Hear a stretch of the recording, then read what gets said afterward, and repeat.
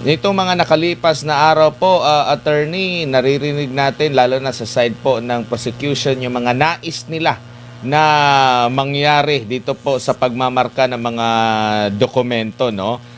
Meron silang mga sinasabi na parang natatanong yata kung bakit pareho sila ng mga dokumentong ginagamit, tapos bakit hindi na lang ipagsabay yung pagmamarka nito, bakit kailangan pa ng separate. Meron din silang gusto na dapat gawin ng depensa, parang gusto na nila na sila na lang magdesisyon po. Pero sa regular po na ganito pong proseso, ano po yung mga patakaran ukol po dito, attorney? Well, if we will follow the traditional pre-trial proceedings in courtrooms, kasi itong pre-trial proceeding, hindi ito normal in an impeachment case. Though I must submit that during the time of the Estrada impeachment, there was a pre-trial hearing. But in the case of Chief Justice Corona in 2012, wala pong pre-trial hearing. So depende talaga yan sa Senado, no, if they will conduct a pre-trial hearing. But granting for the sake of argument na dito inallow yung pre-trial, yung prosecution una ang magmamark ng evidence, at saka yung prosecution cannot dictate on the defense as to how they will likewise mark their evidence. So una talaga yan ang prosecution, pagkatapos yung depensa naman ang magmamark ng kanilang evidence. Ang problema lamang dito ay a number of documentary evidences and even witnesses are similar, no? Pero just because there are a number of documents which are likewise the documents for the defense, does not mean that the prosecution can now dictate upon the defense as to when should it mark. The defense can mark their evidences after the marking of the prosecution shall have been finished. Yan po ang ordinary rules po dyan sa korte na pre-trial na ginagawa. Meron pong nabanggit yung sa depensa na may pagkakataon na sinasabing same daw yung dokumento pero may missing na pahina doon sa prosecution, sa kanila kompleto. Meron din daw na same daw na dokumento pero yung isa photocopy, yung isa certified true copy, attorney. So, okay lang na magkaroon talaga ng separate, iba yung pagmamarka ng hawak ng depensa at prosecution. Yes. Wala talaga sa rules yan na ang prosecution na ngayon ang magde-determine kung kailan mag-mark yung defense. The prosecution cannot dictate upon the defense, the other side, as to when it will mark, no? Kasi una talaga yung prosecution, and this is made more important, more relevant in the light of the fact na yun nga may mga exhibits yung prosecution na wala naman marka pala yung likod, at saka yung iba certified true copies, ang iba hindi certified, photocopies lang. So with more reason that the defense should be given the chance to observe first insofar as the evidences marked by the prosecution is concerned. Kasi ang rule kasi dito, yung prosecution has the burden of proof. No? Has the burden of proof. So, the defense has the right to look at the evidences being marked first by the prosecution. And the prosecution cannot dictate the defense as to what to do and when to do it. That's the right being enjoyed by the defense. Kaya nga kami, most of the time, lawyer kami na akusado in criminal cases, no? Or even in administrative cases, tingnan muna namin kung yung mga ebidensya na ba nila na minamark, would it be sufficient to, find in civil cases preponderance of evidence? Kasi baka kung hindi makaabot ng preponderance of evidence doon, so we have the right to determine also which of the documents we are going to mark, no? Yan ang proceeding, yan ang ginagawa natin in ordinary proceedings, and I cannot see why that cannot be followed also in impeachment cases. Opo, normal lang din po ba na halimbawa during pre-trial pa nga meron ng puna itong prosecution, no? Patungkol nga dito sa kalaban nila sa depensa, meron pa silang pagsasabing tunog lata, meron pa silang mga puna bakit hindi daw humarap ng personal ang pangalawang pangulo.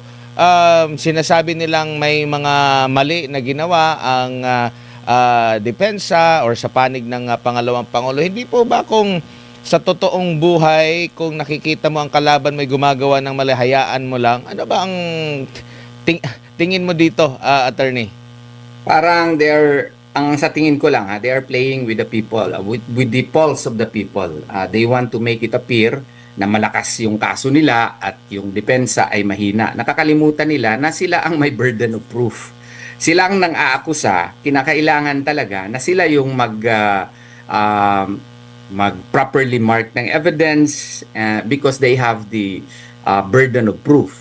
So yung mga tunog lata na mga atake nila, that's I think improper and I think uncalled for likewise. Kasi the defense only has to mark evidences which it feels is enough for them to disprove the charge. No?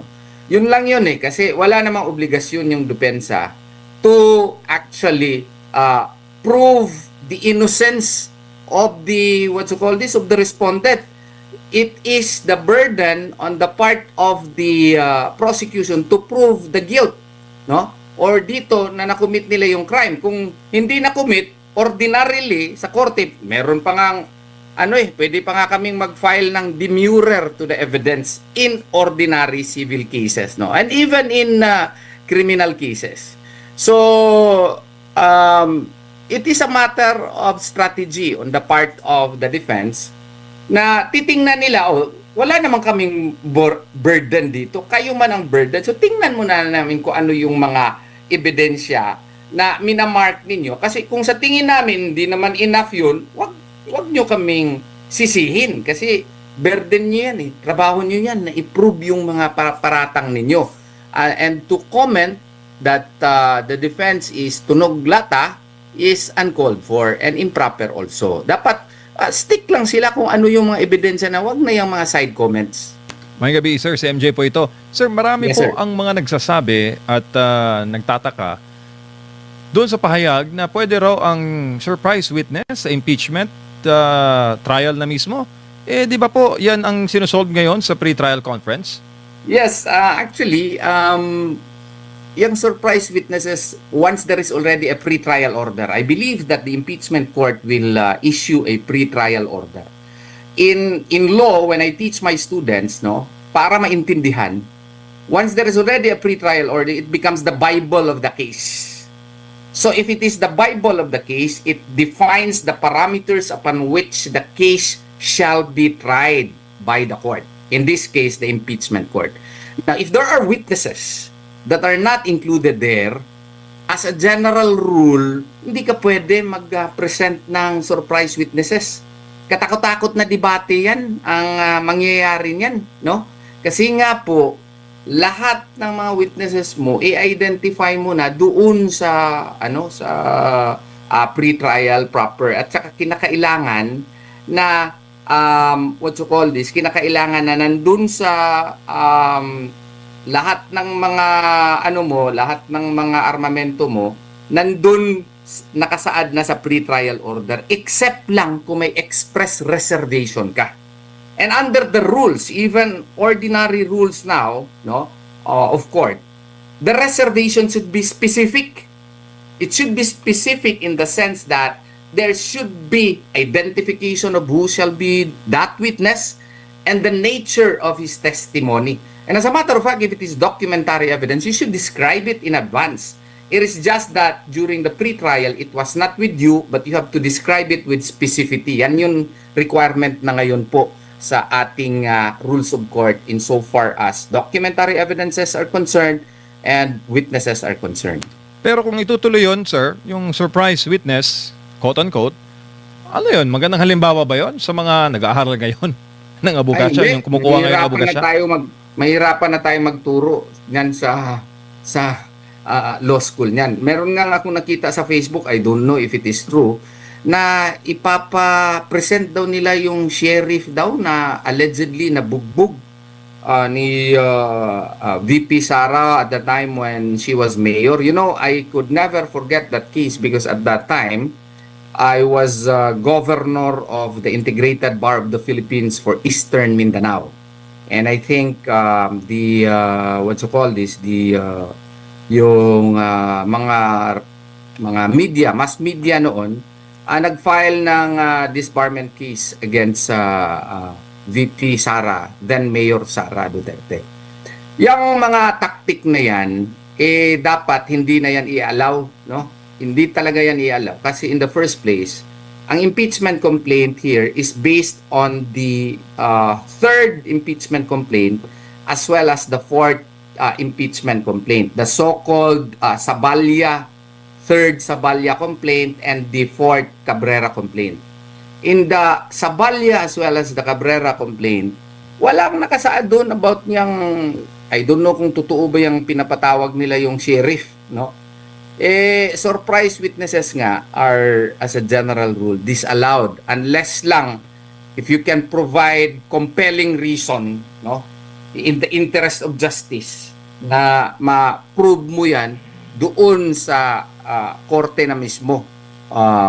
But whatever may be the ruling of the court may open the door on the part of the defense to question it before the Supreme Court, and in this case in the impeachment, kasi grave abuse of discretion amounting to lack or excess of jurisdiction. Due process requires that during the pre-trial proper, any and all evidences have to be stated, not only stated, it has to be marked in evidence so that there will be no surprises. Yun po. Opo, din ito pong tax records ni VP at ni second gentleman, Manscarpio. Ano, pakipaliwanag nga po ito, sir, batay po sa batas at sa pag-aaral po nito, to be allowed sa impeachment, sa isang Senate impeachment court? Well, na-cite na namin yan, no? Nung nag-file kami ng petition sa Korte Suprema. That's one of the issues I believe that we raised there, because if you note, as a general rule, yung mga tax returns kasi, yung SALN ba yun, no? Ang rule kasi niyan under Section 270 of the National Internal Revenue Code, no? Bawal na bawal po on the part of the BIR, no, to divulge to any person, no, or makes known or any other manner may be provided by law information regarding the business, income, or estate of any taxpayer, no. May exception lang dyan, yung Section 20A, no. Yung Section 20A, no, nakasaad dyan, the commissioner shall, upon request of Congress and in aid of legislation, furnish its appropriate committee pertinent information, including but not limited to industry audits, collection performance data, status reports in criminal actions, no, etc., etc. Pero ang nakasaad kasi dito that Congress must be in session and in aid of legislation. Impeachment ito eh. So it does not fall under the exception provided under Section 20A of the National Internal Revenue Code. So medyo delikado po yan. Ang BIR niyan, kung i-disclose nila yan, baka magkaroon ng what you call this, ng liability. At saka, well, they may use as a reason, hindi naman yung BIR yung nag-o-open no? But nevertheless, the spirit of the law is such that it is still covered by confidentiality rule, and it is my humble submission that such cannot be allowed, because another reason also can be provided. Nowhere in the Cabrera complaint as well as in the Sabalya complaint did Sabalya or Cabrera specify, no, the SALN which are questionable, no? So, since it is not, no ultimate facts was properly pleaded in the Sabalya complaint as well as in the Cabrera complaint, then it cannot be used in evidence in any proceeding, much more impeachment proceeding. Yan po ang aking humble stand on